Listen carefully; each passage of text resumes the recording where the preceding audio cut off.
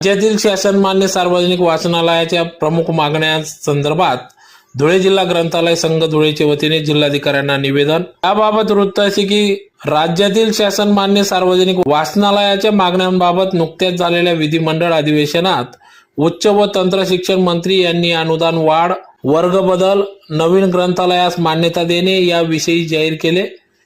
त्यांनी विधिमंडळात जाहीर केलेल्या घोषणा अद्याप मूर्त स्वरूपात मंजूर झाल्या नाहीत। त्यामुळे राज्यातील 11,314 ग्रंथालय चालकास व कर्मचाऱ्यांमध्ये चिंतेचे वातावरण निर्माण झाले आहे।